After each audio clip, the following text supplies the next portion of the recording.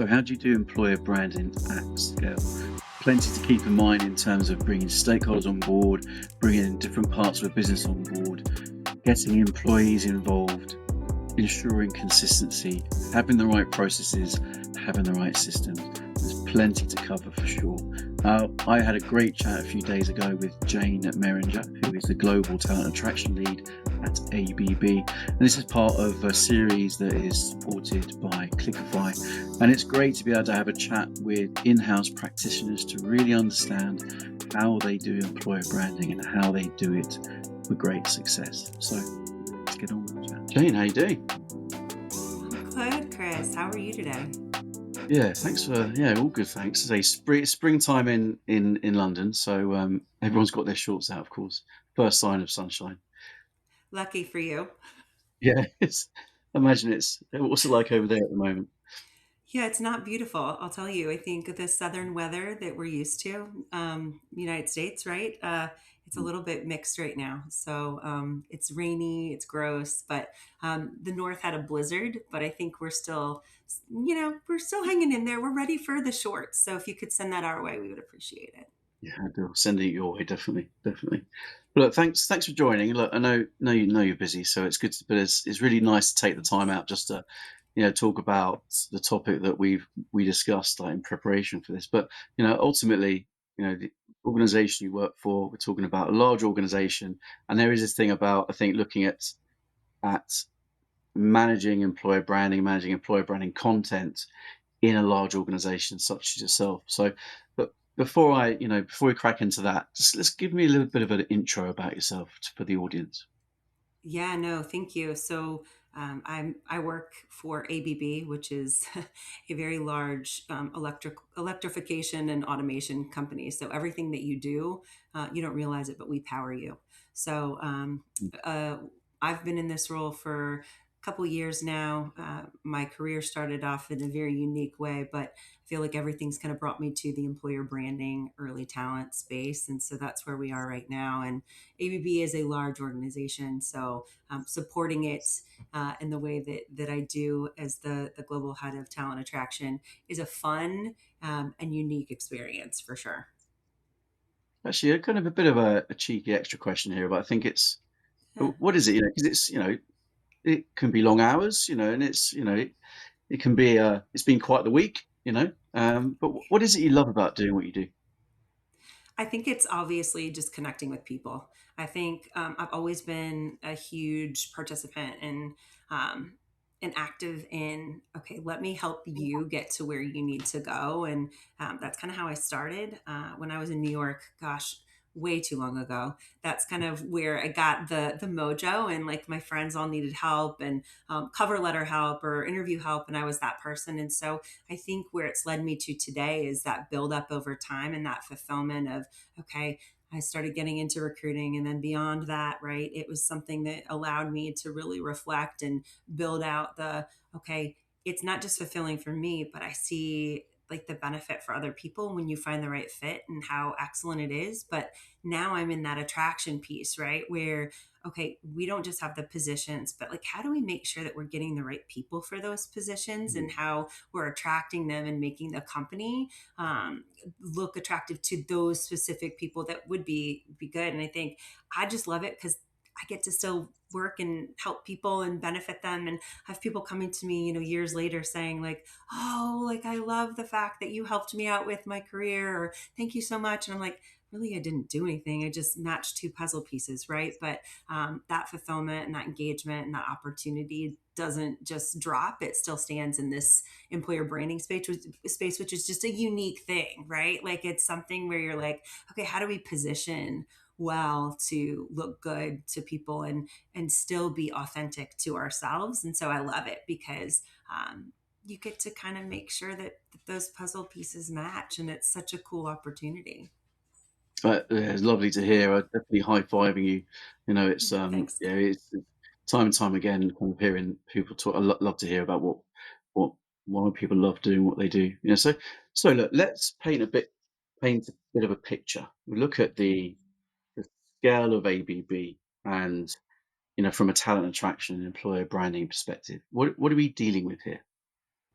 Yeah, so ABB, 110,000 people globally, right? We are in over 100 countries.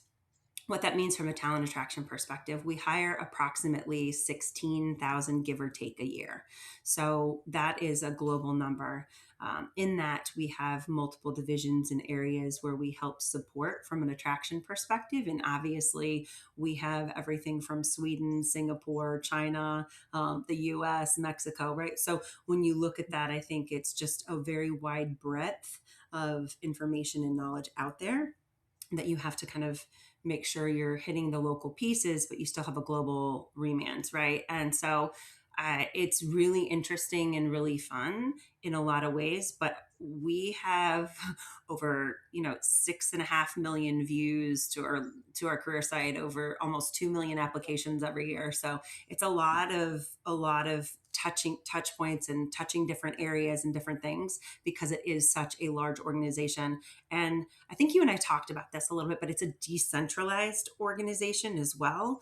So even though I'm in a central function, which is somewhat unique, it is something that it really has support from all different angles. We have major business areas that are allowed to make independent decisions. And so, in that, it leans to then the countries, then the locales. Like they literally are able to kind of reposition things and change things. So we try and provide the guidelines and support that we can from a framework perspective to be able to do that effectively.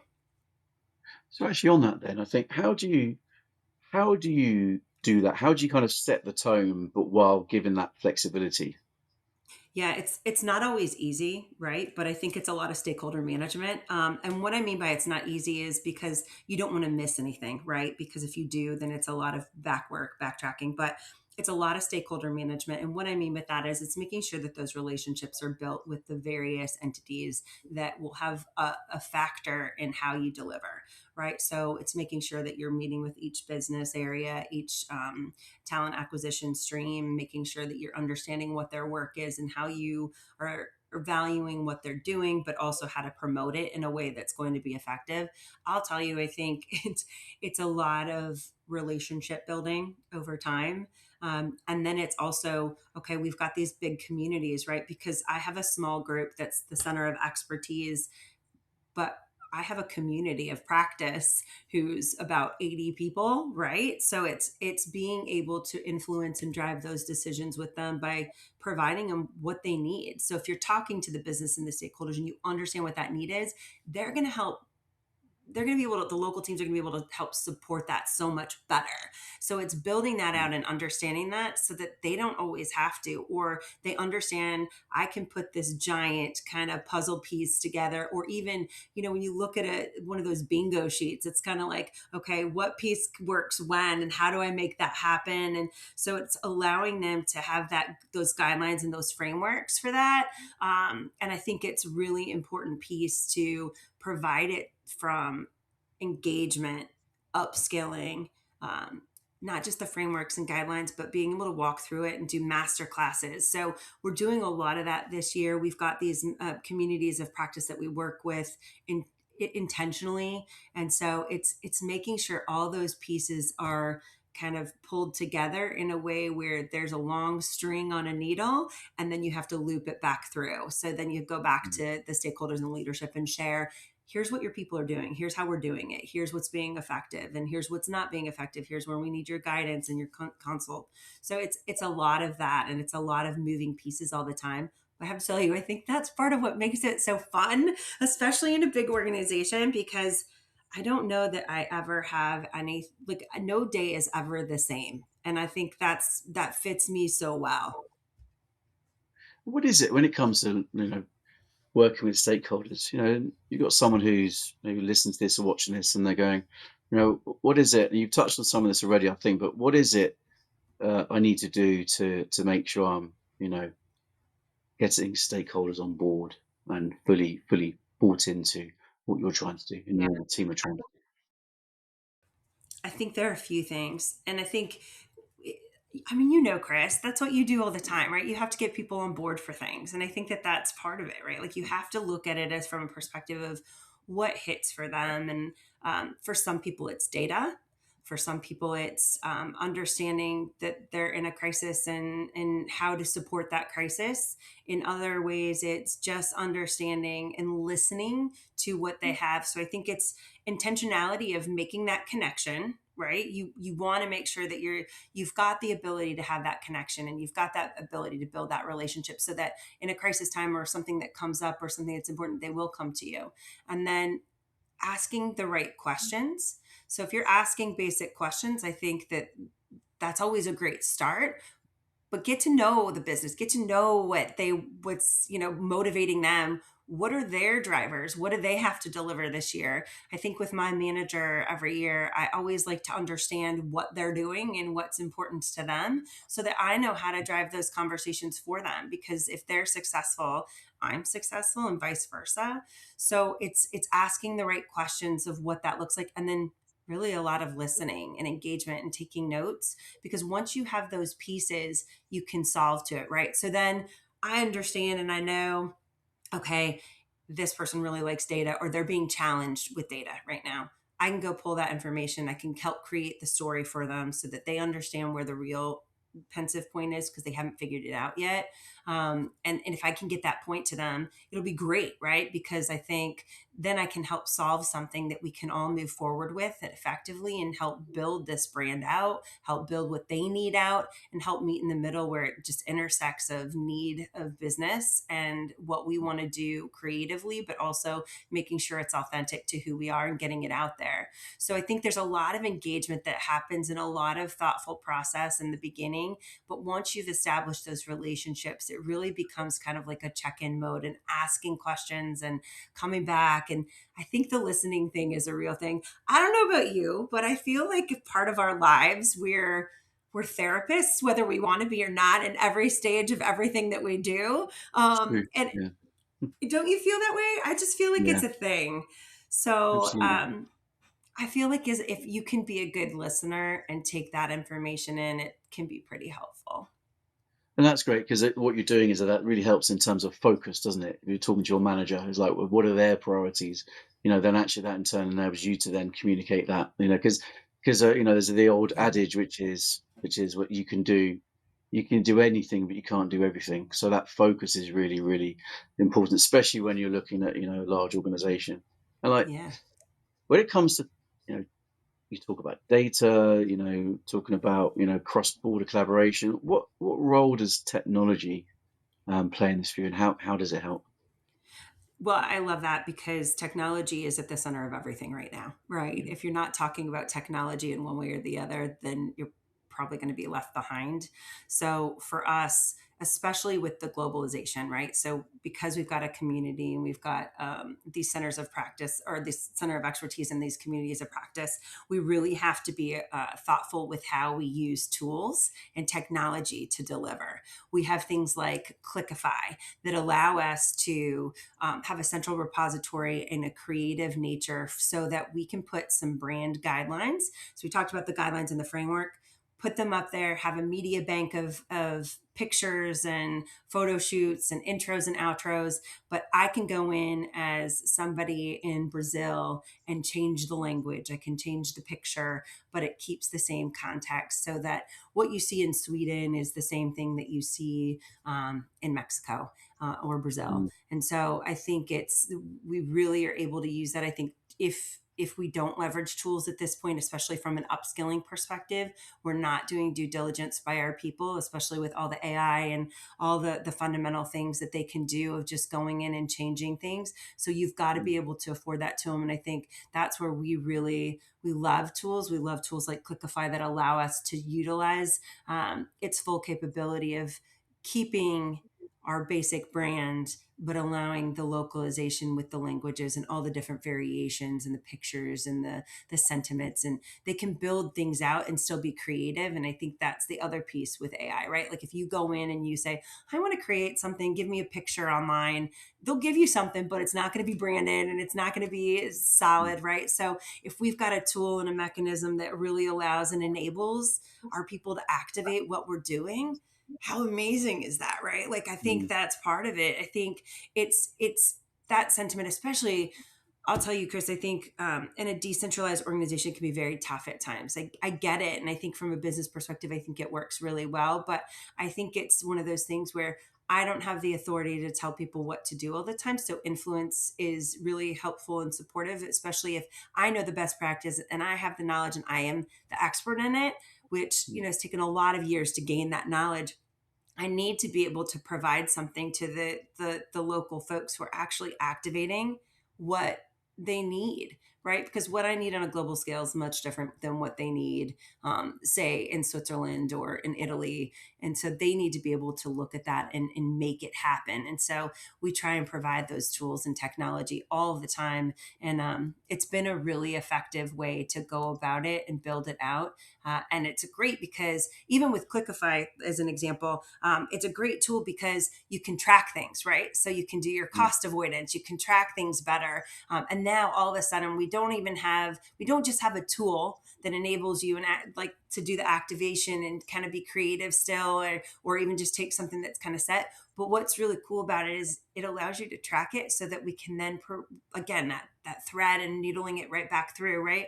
Take it back to the business and say, here's where we're effective. Because I think one of the things, and you tell me if this is your experience, but employer brand is not always an easy thing to tell the business, like the return of investment. Like they don't look at click through rate, they don't care, right? A lot of times, like it's something that's important to them, but that's not always the active piece. Like where's the money, where's the savings, how are we attractive? That kind of stuff is important to them.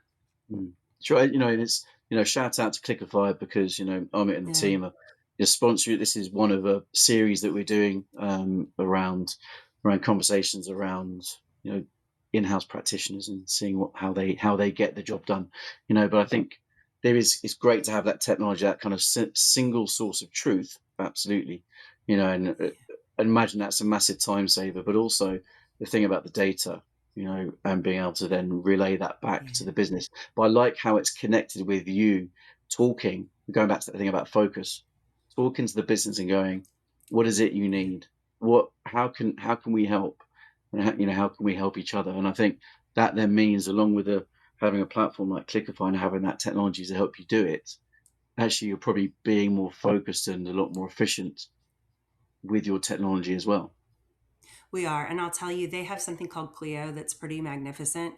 It basically does a whole scrape online and allows you to look at different data pieces. And so, being able to bring that back to the business, or say they don't know what they need, or they think they know what they need, we can provide that support in that data that helps Mm. say, okay, this is actually where we're struggling right now, and these are the positions that need a little boost, or benefits are really important in Singapore, and we want to be able to highlight the fact that we've got great benefits, right? So that data, to your point, and that the tool set that they have, and to your point, huge shout out to Amit, great group, and I think even in that, everything that they've built with Clickify and the support that they've provided us has allowed us to build these things out. So to your point, we can go back and help out the business.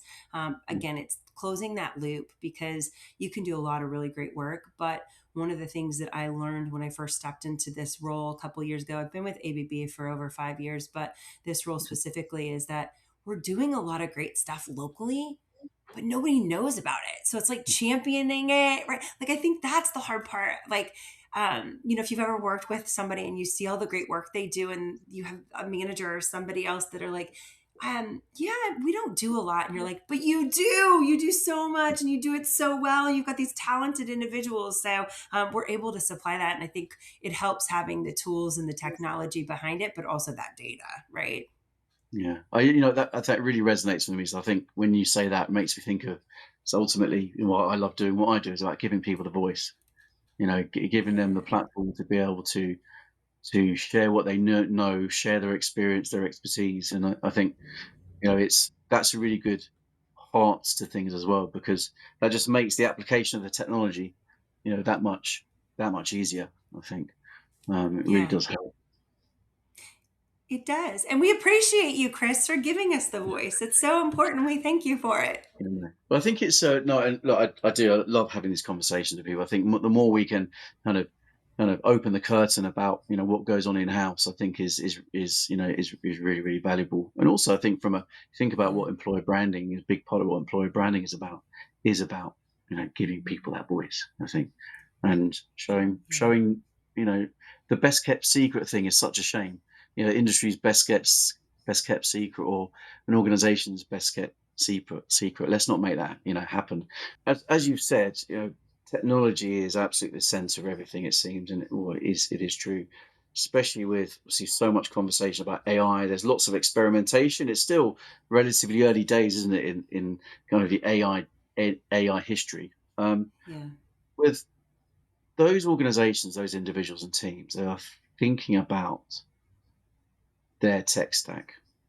You know, What advice would you give them? Because there's lots of silver bullets flying around, aren't there? It's like, this can do this for you, this can do that for you. There are times about understanding, well, how can I make? What are the things I need to think about when it comes to making the right decision when it comes to what technology I use?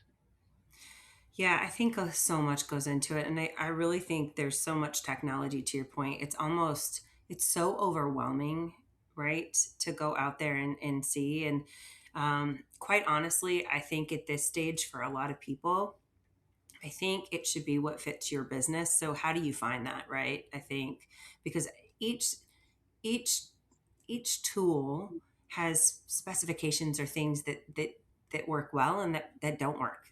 Bottom line, I mean, or in production or need to work better. And I think that's where you have to look at the whole portfolio. I would say if you're newer in your journey with your tech stack and you're kind of not sure where to go with it, find the proven results, go to conferences, find out what's being talked about, talk to colleagues in the business you know that are using different things or have come from different things. I think when something's established, it's a little bit easier depending on where you are in your maturity, right? I think that it impacts, but I do think ultimately that research and that development of what is needed, you can't just do a Google search anymore. Like, it's not like that. You've got to go in and talk to peers. You've got to be sitting with, especially if you're in a position to make decisions on tech stack or recommend what you want to use from a tool perspective. I think you really need to get in there and get the research done on the back end. Talk to individuals that have your role in a different company. Don't just find out how they're using the tool or what they're doing with it. Find out what their businesses have needed to be able to provide them that, so that you understand why they made that decision, because that's how you'll understand how to make your decision. I think the research that needs to be done is it through people. I think this is one of those common ones because there's so much out there. You could try anything and have a similar result, but what's going to work for you. And I think that's where, quite honestly, and this does go back to Clickify a little bit. One of the things when we decided on Clickify was it was easier for us to use that rather than some of their competitors. And part of that is because we wanted to distribute it so widely and effectively with some groundwork that had those guidelines. And I think that's how we looked at that. We wanted to be able to establish that, but we also knew that building a relationship with them was going to be critical, because anytime we've had an issue with, okay, we didn't think about this ahead of time, we need to go forward with, we need this option, or we need this tool that's not in there right now, or we need to enable this access, or we actually have a third access that we didn't even think about. They have been there lockstep. So I think that's another piece of the puzzle, is that relationship. Don't just get sold on something, because the technology and tools that you use, first of all, the money that goes into it and that transition that happens for adoption is really important, right? Because you've got to be able to make sure you're serving a need. And if it's not adopted, you've failed, bottom line. And so you have to make sure each one of those pieces are in order. And that's where, if you have a relationship with those that are providing you that support, that are providing you the tool, where you can go to them and say, this is not working for us, we need to do something different, or we need this piece of this puzzle, or we need this access, or we need to put in a new strategy here, because this links to, when you click on this goes here, and it's such a basic thing, we don't want that anymore, or we don't like the design of it or the user interface. Have somebody there on the other side that's like, okay, what works for you, let's make it happen. And I hate to say that, but I think we're at that point with technology. And you tell me, Chris, I mean, there's just so much out there that I think that if you don't have the ability to kind of personalize it or customize it enough, that you're just not going to be as successful as you could be. It's just square box round peg, and you've got to make sure that it aligns really well. I think, yeah, I think the speed of software's ability to adapt is certainly, you know, changing. That's for sure. And I think, Yeah. you know, anyone who doesn't know what this word is, vibe coding, go to ChatGPT or go to Yeah. Google and search for it. But that ability to change code quicker than has been done in the past, I think is Yeah. that speed. I think is going to become increasingly more important and relevant. I think also there's that thing about it. There's nothing like the getting out of the sandbox or go into the real world to understand what you really need as well. You can kick Yeah. it around theory a lot, can't you? But ultimately, it's when you're actually using something that you Mhm. really refine. I mean, that's what a strategy is. Ultimately, is a hypothesis, and you test it by doing things and adapt it. So, yeah, Yeah. I've spoken to Amit about this before, and we spoke about it as well. I like the fact that there's that element of kind of optimizing together or building together, because Yeah. ultimately any platform needs to be able to adapt, for the real world use of something, and that's done through clients. It is. And I'll tell you, I think with them, I think especially even with Amit and his staff, I think it's been something for us where we've had that level with certain vendors or certain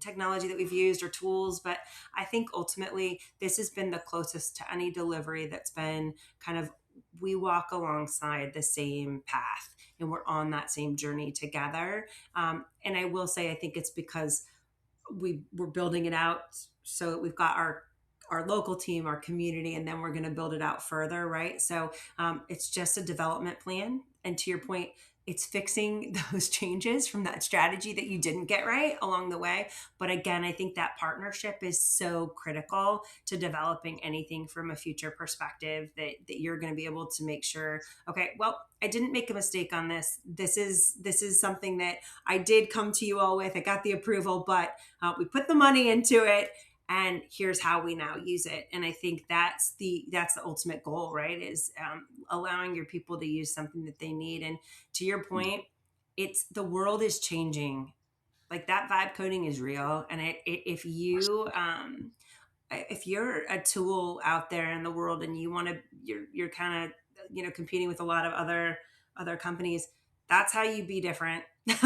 That's how you're different right there. It's being able to meet the business where they are and not just say, well, we can't do that, or we struggle to do that, or we don't have that yet, we'll get that down the road. It's okay, what do you need, how do we do it, okay, here's how we plan, we Mm, can't get it right now, here's how we do it down mm, the road. And I think that's such an important piece, because I think when you work in a global organization like I do, you've got to have the ability to flex, and you've got to have the ability to move, because our business moves rapidly yeah, all the yeah, time. absolutely. And I think going back to the thing about how you find out about what technology is going to be right for your organization, I think, yeah, there is that element of being a student of it, of having that Yeah. curiosity. But I think also that, you mentioned about events. I found, yes, the stuff on the agenda and on the stage is good, but it's making sure actually you get to be the first person who's there asking the question of the panelist or the presenter on stage, and really kind Mhm. of picking their brains about something, or just making sure that you are networking with other people, because those conversations in between the agenda, I think, is as valuable, if not, dare I say it, more valuable than the actual stuff that's on the stage. It's so true, because that's where you find out. okay, well, they've had a problem with this tool in this space. Because if you're able to open that line of communication, right, then you can go back and say, okay, well, I don't want to have that same problem. How did you fix it? Right? It's a lessons learned thing that you don't have to do, and it's also a best practices of, again, how you use it. But I think that connection, I think, just since the beginning of time, right? People are connected, and I think if you don't utilize that benefit that's provided to you to leverage colleagues and peers and just people in the same position as you, I think it's a miss. And I think it's something that, it really affords you every opportunity to be successful and provide them to be successful, right? I think we all applaud people's successes, and I think that that's such an important and valuable thing. I love it when people are successful. It's kind of back to the beginning when we talked about like why I like to do this job. I love it when people are successful. I want to support them in any way I can, and I think it's an easy way to do that when you network with people or connect with people and you hear, the lessons they've learned, or the things they're going through, or even the ways that they did something and they accomplished so much with it. Like, how cool is that, right? Like, you want that for Mm. them. So, yeah, it's I love that. And I think even just that, conferences, building out, having that community outside, reaching out to people through LinkedIn or whatever, I think it's so important, right? And that best practices situation and scenario, it's a real thing, and it's really helped me, I think, a lot in my career. But I think it will help other people too if they really lean into it, if they haven't. Yeah, lovely. I think, and also, I think, yeah, spending the time listening to podcasts like this. Reason why we, wanted to get you Yeah. onto the podcast and do this series with Amit and Clickify. I think it's important just to, even if it's 1.5 speed or 1.25 speed on the podcast, it's important to do. I think so. Let's kind of coming back full circle now. To a bit of the why about why you do what you do. Let's now go back to this thing about looking at, you know large organizations who are thinking about, how they can bring all the pieces together. You've touched on some of this already, but let's do the classic takeaway thing. What would be your, like, one or two pieces of advice for somebody who's trying to make sure that they are getting those moving pieces moving together in the right direction?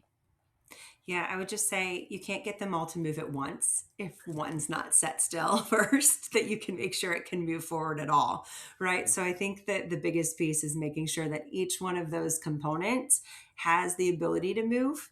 And so it's providing the support and the engagement and the effort behind it to, is it going to be effective, is it going to be able to engage, and I think, can you move it forward, right? So I think that an important and crucial piece, because if one piece moves and the rest of them don't, is that really going to be as beneficial to you in the long run? So I would say that's my first piece of advice. And to do that, you need to just make sure that you're a support entity, right? That's where it kind of goes back to the listening and the engagement and the asking the right questions. If you don't know the right questions to ask to be able to get something to move forward, go to ChatGPT and ask them to tell you, right? Like, go into AI and figure out what that is.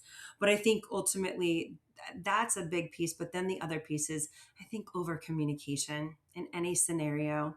I think it's to be able to move things forward. My advice to anybody is proactivity and over communication really help benefit anybody, right? So if you're trying to get things to move forward and understand where you are and where you need to go, nobody ever likes being the person that delivered on something and put a ton of effort into it and it's successful, but it doesn't meet the business or the people that you support where they are, right? That's the worst feeling. And we've probably all had that at one point or another, where you went down a path and you didn't do all the reconnaissance up front. And so I think that that's just the most important thing, of just over communicating. Make sure that it's the basics. It's support that journey with data, support that journey with listening, support that journey with, what do you need and how are you getting there, so that then you can go back, and each crate in that wheelbarrow or whatever you're moving forward has its own support system and has its ability to change and move, and you know where that flex is, but you know where the guardrails are.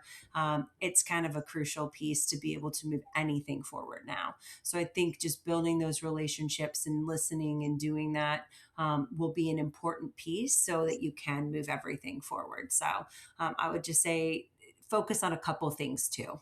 Don't focus on everything all at once, because that's never successful for everyone. It's true. It's kind of intentional productivity, isn't it? It's not about volume, it's about the quality of work, isn't it? It really is. Thank you very much. So appreciate you. It's an earlier start for you than it is for me. So I appreciate you grabbing some time with me in the morning, your side. Thanks, Chris. Yeah, it's so great to chat with you. And yeah, I'll get back to my coffee, but appreciate you. Have an awesome day, okay? Thanks, Jane. Take care.